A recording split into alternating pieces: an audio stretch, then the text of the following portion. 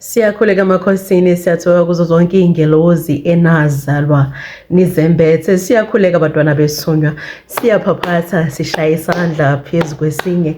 Imina ingane yamakhehla ozalo likadonga likamavuso, ngiyingane kantshosho. Namhlanje ngisacela ukuba ngenze i-get to know me take. Qale ngokuthi ngibonge bonke abantwana besunywa abasubscribe-ile kuleli khasi. Ngiyathobeka, ngiyabonga, ngiyaphaphatha, ukusho lukhulu lokho kimi. Kuvukile emoyeni wami ukuthi kangenze i-get to know me take ukuze nizokwazi ukuba ngihloseni ngaleli khasi, ukuze nizokwazi ingane yamakhehla ozalo likadonga likamavuso ukuthi ingubani, isukaphi, angazi noma ngichaze kahle. Mina nguGugu lethu wakashabalala, ngizalwa intombi yakashabalala, ngase ngaganela emndenini wakaKhanyile, ngihlala eNewcastle. Ukuphakama kwesiphiwo sami, ngikhule ngazi ukuthi vele ngine-magic. Kwakuyigama engaye ngilisebenzise lapho ukuthi ngine-magic. Ukhula kwami ngikhulele emndenini okhulekayo, emndenini osindisiwe. Ngahlezi ngizwa bonke abantu abaningi abanemoya baqale basho njalo ukuthi baphume emndenini yamakholwa la khona le mpilo esesiyiyo manje singazange siyincelebeleni. Umndeni wami ubukhuleka kakhulu, ngikhulele emndenini osindisiwe. Kodwa inkolo bekuyinto ebisenhlizweni yami ngoba ngiyakhumbula ekhuleni kwami ngangihlezi ngikhalela omamncane bami mabeyinkonzweni, ngizobakhalela ngibalandele bangibone esontweni sengiqhamuka. Uma ngisesontweni ngangumntwana lo ophakanyelwa umoya ngendlela ukuthi mangikhuleka ngize ngikhale. Usikompilo labathandazi noma usikompilo lemimoya bekuyinto ethe mayiphakama phezu kwesimo sempilo yami sengimdala, sengikwazi ukuyiqondisisa, ebengingayazi ukuthi ngizokwenze njani ngoba kakusi into engikhuliswe ngayo le. Ukhula kwami ngikhule ingane ngezwa, ngikhule ngihlupha ngingane ngezwa. Kodwa mase siza esimeni sesiphiwo sami, ngikhule ngikwazi like ukuphila igama engangilisebenzisa ekhuleni kwami, ukubona iy'poki, kwakuthiwa iy'poki. Ukubona iy'poki bekuyinto ebiyi-normal kimi. Ukubona abantu asebalala ngoba sengikhulile sengikwazi ukuhlukanisa kahle amagama ekumele ngiwaphakamisa. Ukubona abantu asebalala bekuyinto ebiyijwayelekile kimi. Ngiyababona, ngikhulume nabo. Kodwa manje ngikhule nginale mfihlo. Yabona yikho amakhehla angethemba ngomsebenzi wawo ngoba yabona ukuthi hayi ugirl uyakwazi ukugcina imfihlo. Ngikhule konke ebengikubona ngingakuphimiseli ngomlomo. Konke ebengidlula kuko bengingakuphimiseli ngomlomo. Ukukhula kwami mina ngikhule ngile ngane le yokuthi uma kwenzeka into, yabo uma kwenzeke into ebengizoba yingxenye yayo, leyo nto leyo yayivele nje ibe nkulu. Yabo amaphutha ami engiwenzile ekukhuleni kwami, umndeni wami basawakhumbula namanje ngoba yonke into ebiphathelana nami ibivele ibe yihaba. Ukuthola ukuthi abantu bayaganga iy'ngane engikhula nazo, abazali bami, ama-cousin ami ayayenza ukungezwa, kodwa makhona mina phakathi kuvele kube kukhulu kuze kufike eGoli. IGoli lalwazi wonke amaphutha engangiwenza. Ukungezwa kwami kwakuvele kube yonke into ephethelene nami manje yayivele ibe exaggerate. Ngalo mzuzu ngangihlezi ngisenkingeni ngoba vele ngikhule ngingezwa. Ukuqala kwami ngithe mangiba na-13 sengifikile high school. Ukubona kwami kwakhula ngoba mina ngiyakwazi ukuzwa, ukusensa imizwa yomuntu. Yabo uma ungekho right ugula kwakho ngiyakwazi ukukudonsa ngale ndlela yokuthi kuwele kimi. Uma ngihlangana nawe ungekho right ngokomoya, ungahlalisekile emoyeni, ngiyakwazi ukukusenza. Ngina 13 ngangikwazi ukusenza iy'nkinga zomuntu noma iy'ngqinamba umuntu asuke ebhekene nazo. Umzima obhekana nabo kuvele kube awubami bongihlala emahlombe, yabo. Ngina 13 ngase ngaba nomngane, ngiyamkhumbula umngane wami kwakudikeleti. Sengangifunde samkela it's a boarding school ngoba ngichazile ukuthi ngikhasela ngifunde samkela. Ngiyasibona manje ukuthi umlingo, cause igama engangilisebenzisa, umlingo enginawo uyakhula. Ngiyeke umngane wami ngimxoxele ukuthi yazi mngani nginomlingo. Yazi mina mngani nginomlingo. Yazi mina ngakwazi ukutshela inkinga obhekene nazo. Ngakwazi ukutshela mina usikini kwenzakalani. Yazi mina ngiyakwazi ukuphila ngaphansi kwamanzi. Mina ngiyakwazi ukuphila ngaphansi kwamanzi.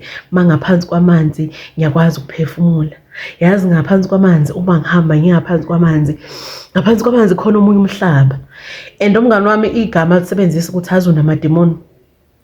Lento isho nje ungaphinde uzikhulume ngomlomo wakho ngoba lento isho iyatshengisa ukuthi wena unamademoni. And kuyangihlukumeza leso statement. Yabona uma ungane yonke into oyizwa ngendlebe zakho uyayikholwa. Yonke into oyizwa ngendlebe zakho uyayikholwa. And ukuzwa lawo magama ewasho kimi ukuthi nginamademoni. Ngiyakhuleka cause ekhaya kwakhuleka ngahamba ngayokhuleka ngathi uNkulunkulu ngisacela ukuthi ungisize. Uma kuukuthi lokho engiyiko akwamukelekile emehlweni wakho, ngisacela ukuthi ukususe. Ngoba manje bathi nginamademoni. Ngiyakwazi ukubona abantu abasebalala. Uma umuntu egula emndenini noma umuntu ezohamba emndenini, mina ngiyakwazi ukubona ukuthi uzohamba, ngikhonjiswa kuqala kungakenzeki. Ngiyilwe leyo mpilo leyo, ngikhulekela leso simo leso ukuthi Nkosi ngiyacela ukuthi ungamthathi.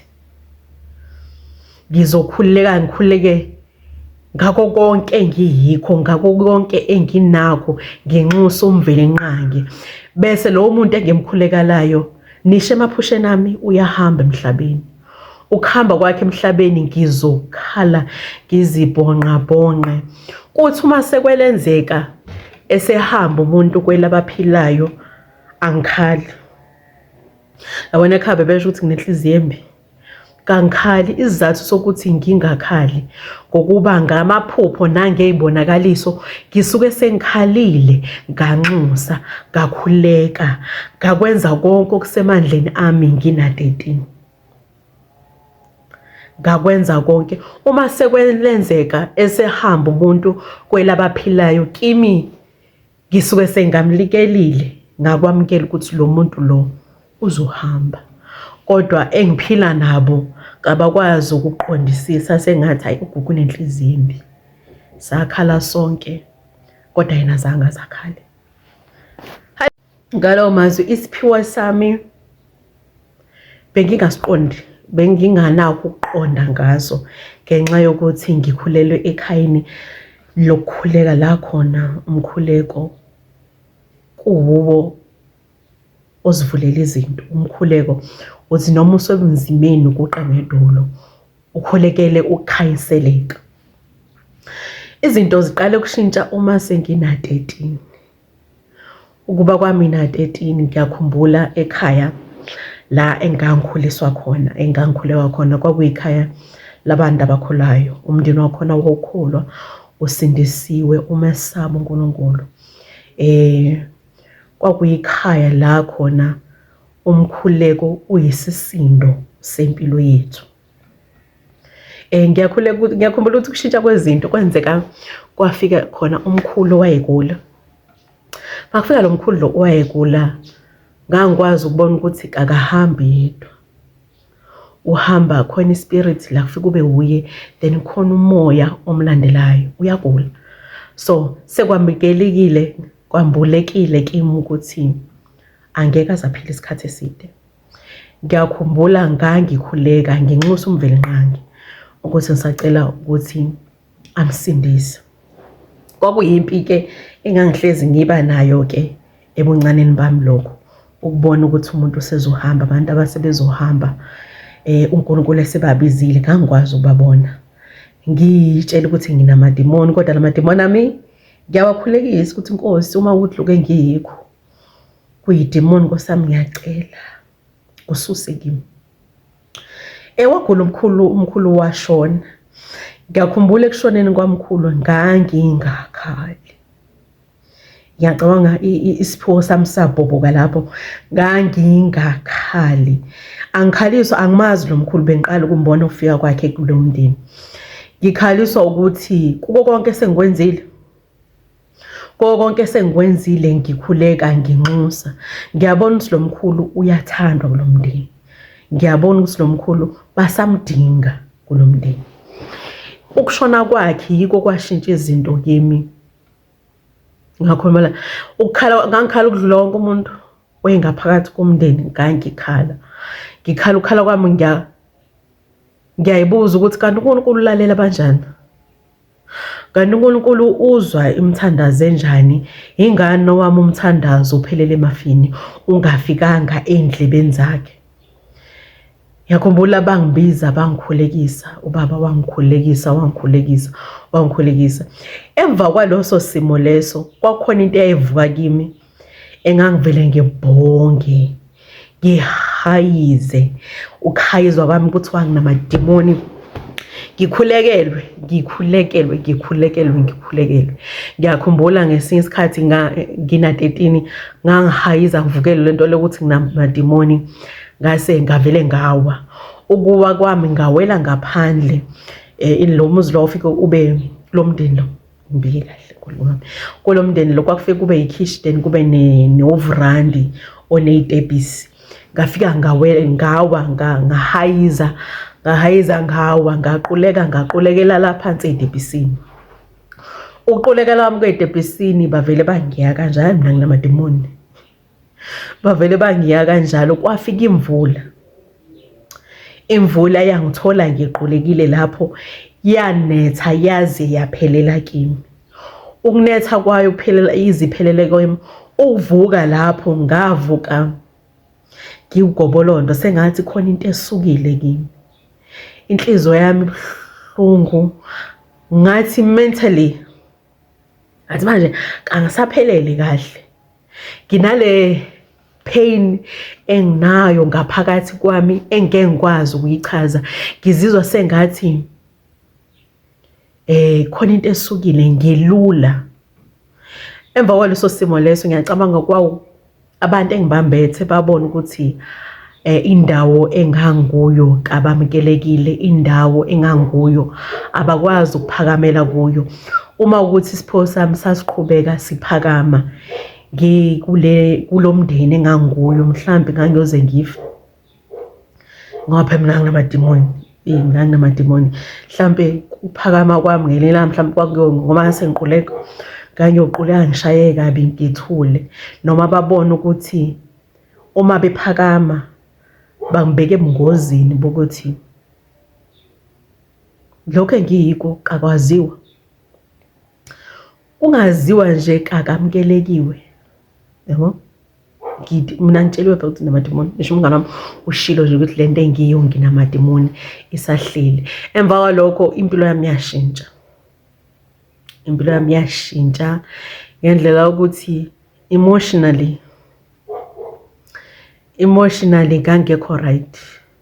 Cause ekukhuleni kwami ngikhule ngumuntu ongezwa, kodwa manje you can never bully me. Wawungeke uzongibhulisha, awungeke nje uzongibhulisha. Nganginale strong character cause ngangimbethwe. Wawungeke nje uzongibhulisha. Emva kokuba ngiwele emvuleni ngivuke sengathi ngiwugobolondo, isipho sami sokubona savele sanyamalala. Angisakwazi ukubona ilento imimoya, angisakwazi ukubona, angisakwazi ukusensa imizwa yabantu, angisakwazi ukusensa ukugula kwabantu, angisakwazi ukusensa inkinga abantu ababhekene nazo. Sengifana nogobolondo nje. Manje sengihlala ngokukhala. Wonke amazwi ashiwo kimi aziswana ayakhela kimi. Sengi-emotionally sengiyazwela ngale ndlela eyisimanga. Ngenkinga nje yomuntu. ngingedwa. Ngaqala lapho ngawumntwana lakho reserved, sengihlala ngedwa ngiyayivalela. Bengumntwana obubble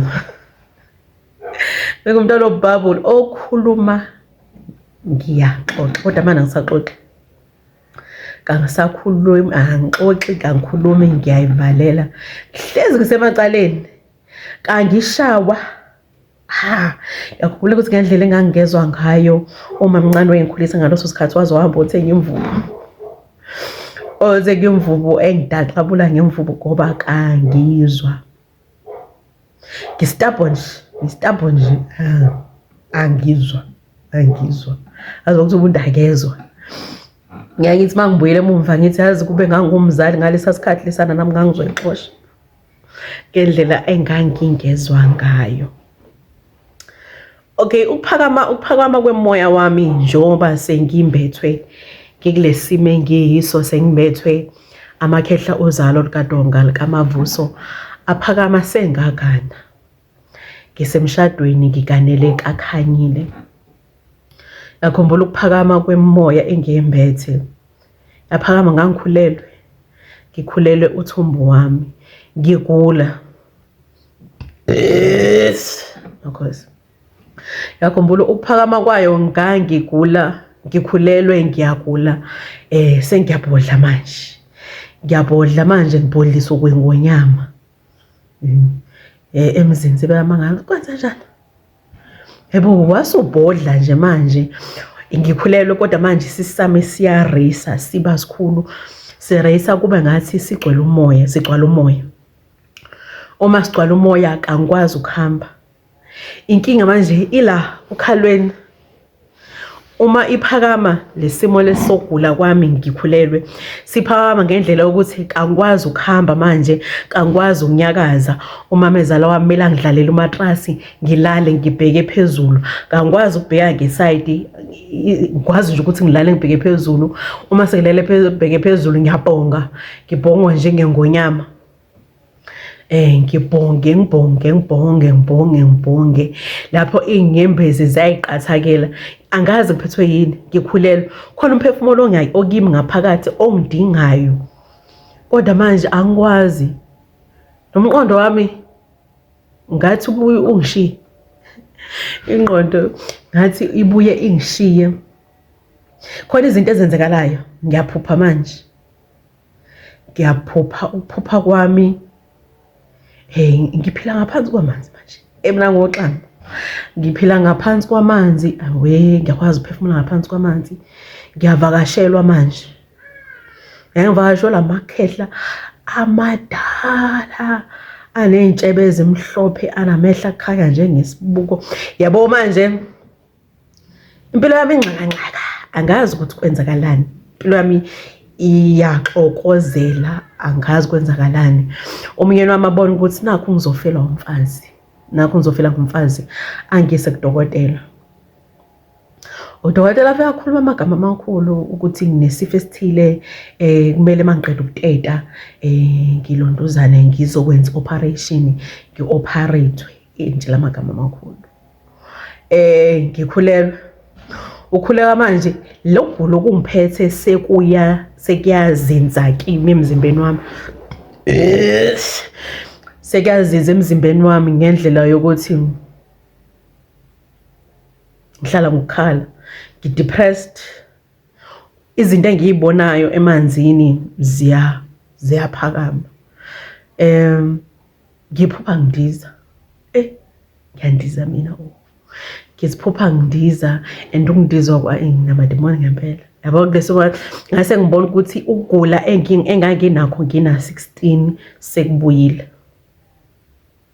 Ziningi manje izinto engiyibona ngizenza. Sengikwazi ukuyiphupha ngihamba nezalikazi egqoka impahla ezihlaza, ngihamba ngiyemanzini. Emanzini manje kulamanzi lawa khona abantu abaningi abagulayo ekumele mina ngibakhulekise, ngibafake emanzini. Okay, ukuchaza nje impilo yami ingxakanxaka, kuningi okwenzakalayo, yabo, engingakuqondisisi. Umyeni wami nginenhlanhla-ke ukuthi ngaganela emndenini olithethayo idlozi. Ngaganela emndenini obazisayo abantu abadala, obahloniphayo abantu abadala. Indlela usikompilo labantu abadala liyahlonishwa kakhanyile la ngiganele khona. So bangithathe bangise kumuntu. Ngiya kumuntu nje ngiyagula. Mangifika angise ubaba Khanyile angise kumkhulu Zulu. Uma ngisa kumkhulu Zulu yakhombona umkhulu Zulu wafike wathi angikho amanzi. Wafike wabeke akangikhulumisi. Wafike wabeka isigubhu elento zempompini ukuthi angikhe la manzi. Okay. Utho babakhe bangixoxela babakhe wathi ufike uhlola ngamakhandlela awu-3 mina ngikha amanzi ngoba kwenze njani. Uma singena kamkhulu Zulu engihlahlulela impendulo eziningi zemibuzo enganginayo umkhulu Zulu wangikhanyisela. Wangikhanyisela ngendlela ukuthi kwacaca ba konke engiyikho nokugula kwami ukuthi isimo sokugula kwami njengoba ngigula kanjena ngiguliswa yini. Yabo lapha uma ngihlolela ngamanzi. Wathi uzongihlolela ngamanzi ngoba mina ngumuntu wamanzi. Ngumuntu wamanzi.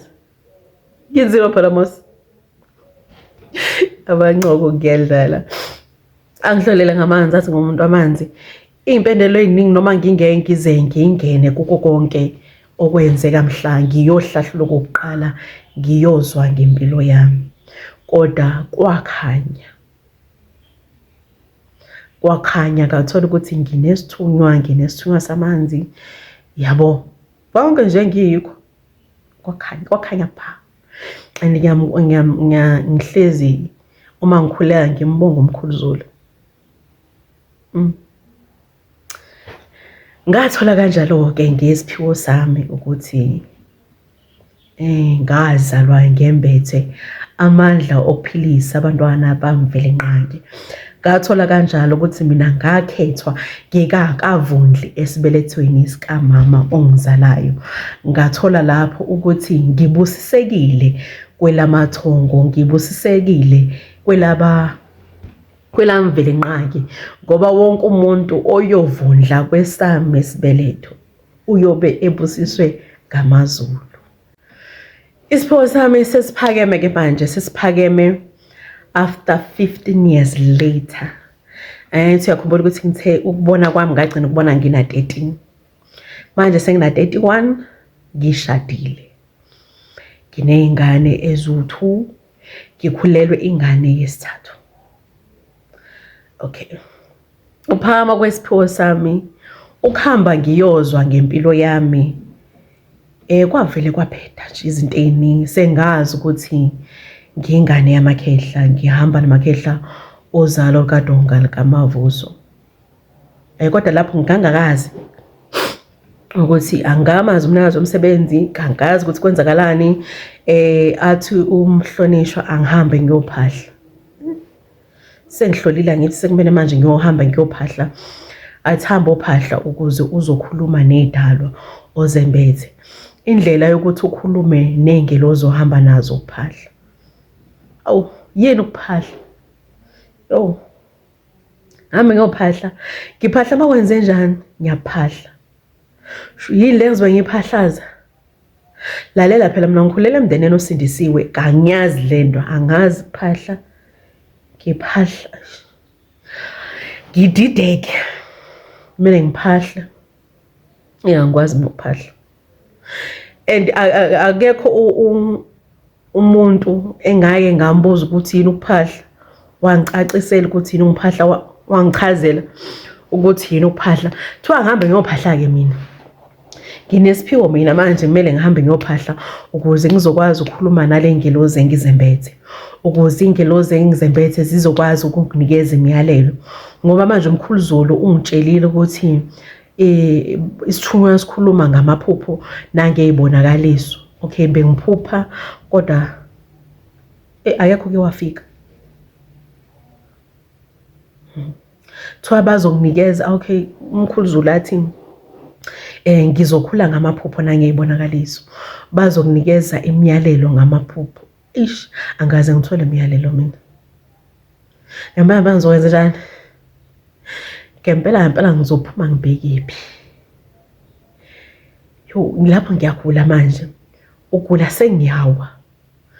Ngiyaya ukubhodla kwami it's like mangibhodla ngiya-upgrade. Njengoba ngibhodla ngiya-upgrade. Manje sengibhodla.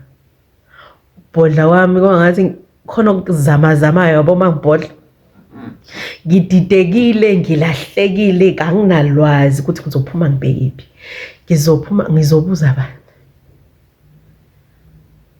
Umkhulu Zulu abe nomusa anginikeze inamba yakhe ukuthi uma khona imibuzo enginayo ngimbuze, kodwa uNkulunkulu wami uzoqala ngithini. Ngidideke-ke sengilahlekile-ke manje ohambeni lami, imibuzo eminingi ngikhanyiselekile.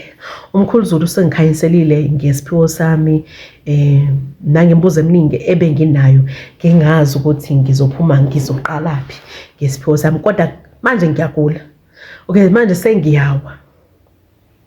Uma ngiwa kumele ungivuse ngamanzi. Ungakangitheli ngamanzi kangivuki. Ngiyawa, ngiyagula. Sengitetileke. Utata wami ngacishe ngafa Jehova. Utata wami ngasayina eLabour Ward ngathi kangibuyila. Yabona? Kangibuyi isidalwa. Umntanami sengimtetile kodwa kumteta kwami ngiyagula. Angikwazi ukumnakekela, ngiyawa manje. Mhlambe ngosuku ngiwa ka-10. Ukuwa kwami ngivele ngithi nje kumele ngivuswe ngamanzi. Uma kungekho ozoqhamuka namanzi angivuse, ngingalala kanjalo ilanga lonke ngingavuki. Ngivuswa ngamanzi or ngi-upgrade-eke. Ekweni kwami sengiya-upgrade manje ugeli usenecoco. Manje sengiyawa, uma ngiwa ngihambisa okwenyoka.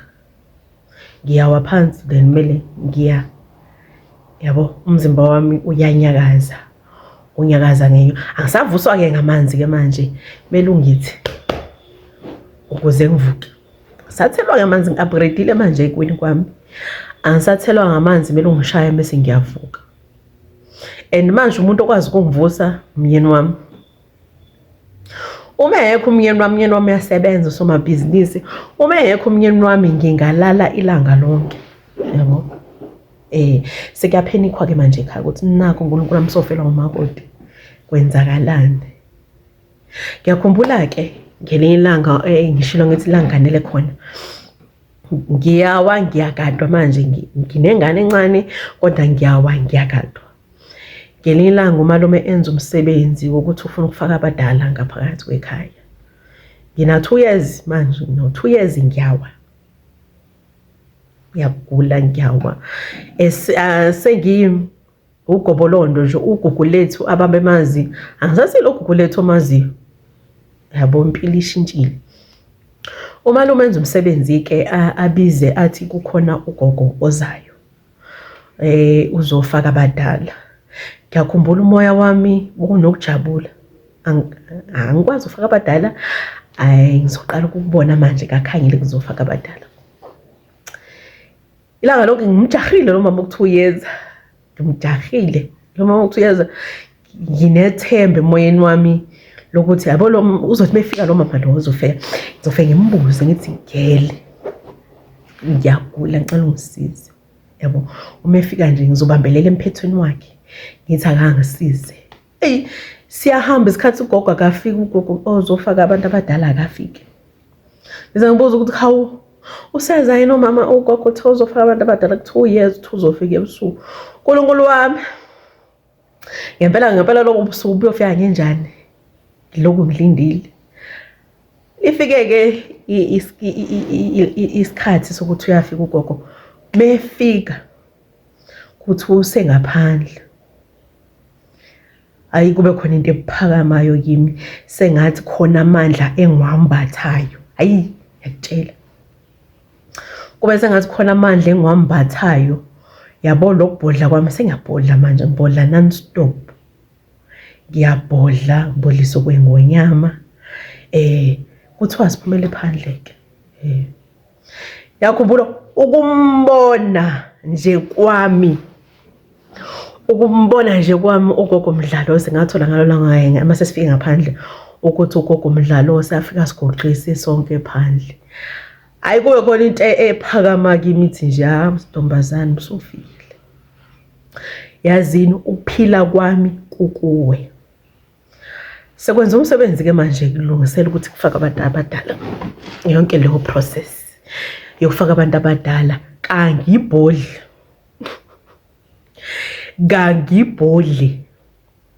kuze kube ngathi ngiyavibrate around mina umhlaba uthi zizizizizi. Athi ugogo Mdlalose Nkosi yamazanga ngokubuve sizosebenza la singabantu bokukhanya uma uthi khona okuzwayo sitshele ngoba manje asazi ukwenze njani le buyabhodla yabubula wena manje. Ngithi ngingaphenduli ithulele nje. Athi hayibo siyakhuleka phela emakhosini. Sothi asikhuluma nawe umuntu omdala wasungasakhulumi manje.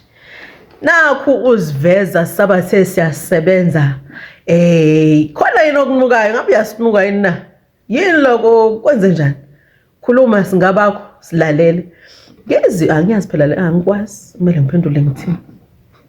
Ngizithulele nje. Hayi aqhubeke ugogo Mdlalose sanze umsebenzi wakhe.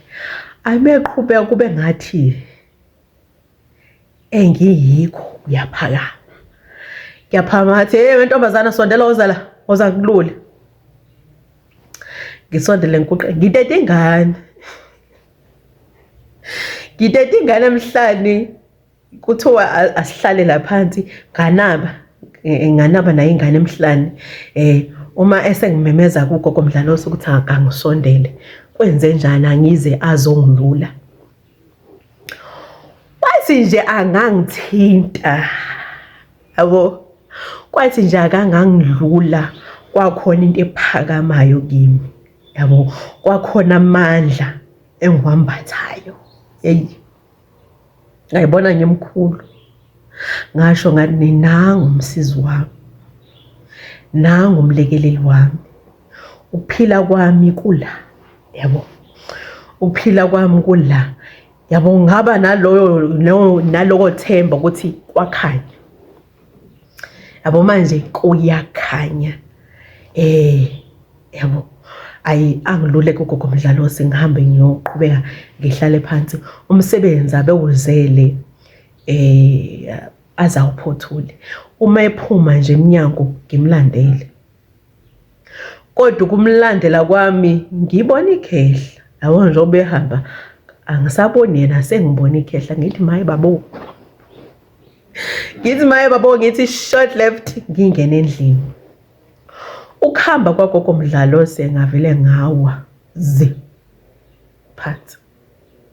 Sengiwile ekhaya sebeyamemeza akekho wazi ukuthi menze ngenze njani. Ngiyavuswa kangivuki. Bangivusa kangivuki. Sebekhala umaye ke manje. Kangivuki.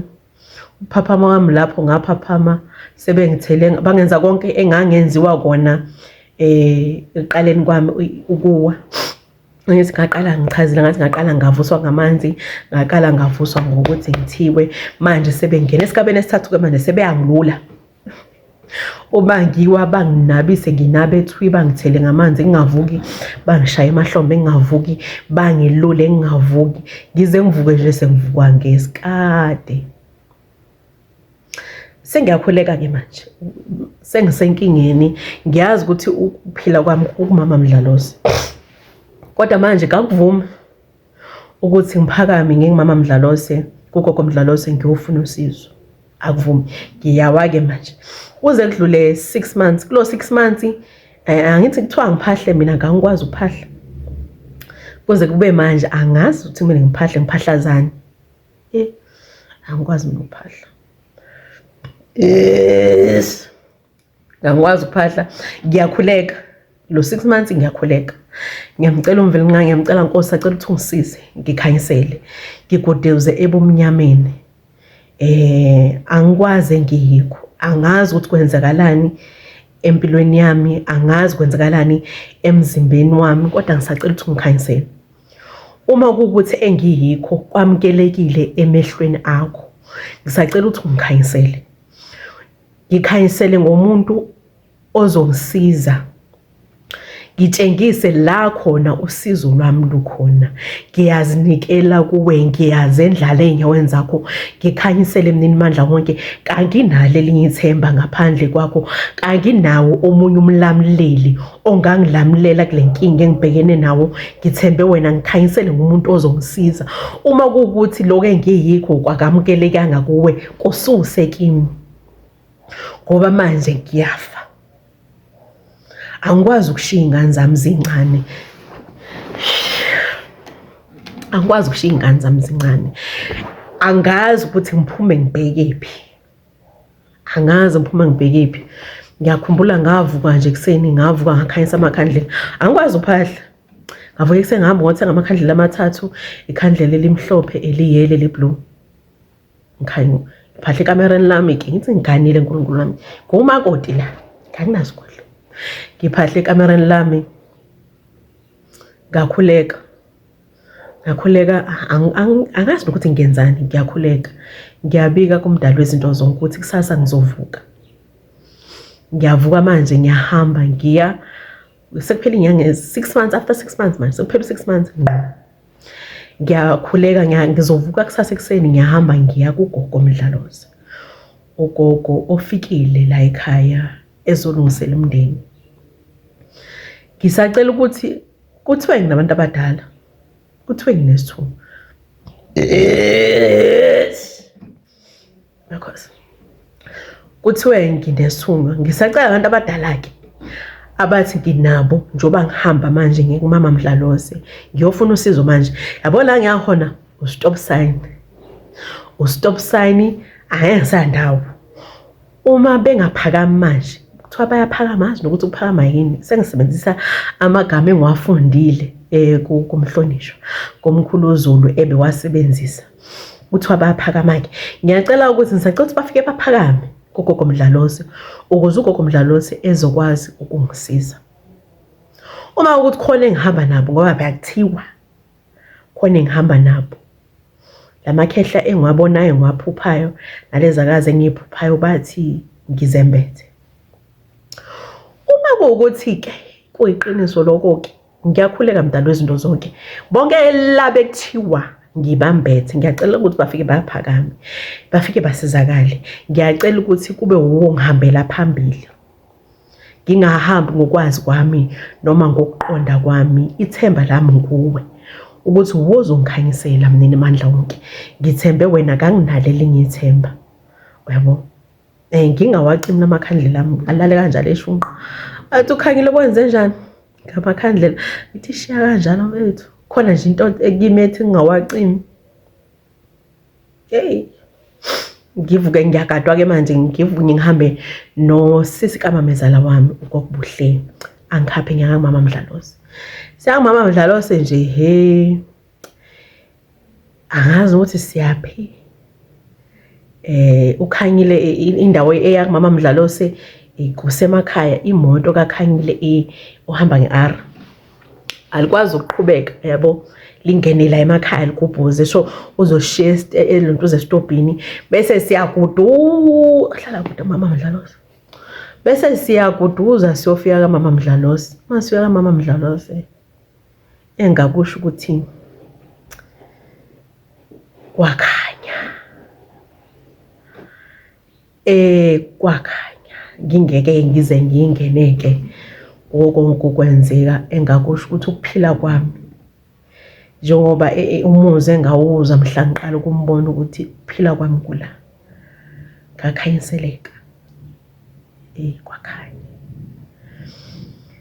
konke ngiyikho kwaphakama. Kwamanje ngiyakhumbula ukuthi ukuze ngibe la ngikhona manje, kube uhambo olunzima kakhulu. olunzima kakhulu.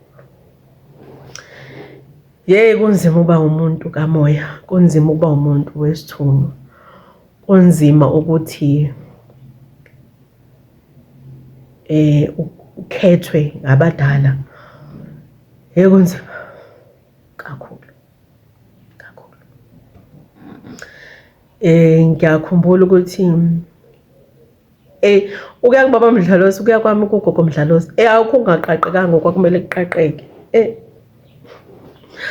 Akukho ungaqaqekanga okwakumele kuqaqeke. Kwaphakama ngisho amakhehla akhuluma kimi. Nginamakhehla akhuluma kimi. Nginekhehla elikhulumayo. Cabanga nginomlingo onjani. Ngiyathokoza, ngiyancokola. Kodwa ngiyasho ukuthi ilapho khona engifike ngathola ngesiphiwo sami, ila khona engifike khona ngakhuliswa. Ngikhuliswa umama Mdlalosi, ngikhuliswa uNtshosho. Njengoba ngisho ukuthi uma ngisho izibongo zami ngiyasho ukuthi ngiyingane kaNtshosho, ngiyingane kaNtsele kaLinda kaMkhonto, ngimbethwe amakhehla ozalo kaDongala kaMavutho Nkamba, athiwa ikhehla lakaZwane lakaNtshosho. Uhambo lwami ke kamoya luhambe kanjalo. Ngiyaphaphasa ngishaya isandla phezu kwesinye. Ngiyacela, ngiyabonga kakhulu ngokuthi ningilalele. Ngiyazi ukuthi ngangikwazi ukuxoxa, ngiyazi ukuthi kangiphiwanga ukuxoxa, kodwa nje ngiyaphaphatha, ngiyathobeka, ngishaya isandla phezu kwesinye. Ngibonge kakhulu ukuba nibe khona kuleli khasi leli, ukuthi ni-subscribe, ukuthi ni-comment, ukuthi ningilalele, ukuthi sikhulisane. Kukhulu lokho, kusho lukhulu lokho kimi. Kusho kukhulu lokho kimi. Ngiyaphaphatha, ngishaya isandla phezu kwesinye. Ngithi mabudede bomnyama kuvele kukhanya, makwande bantwana besithonya. Cama.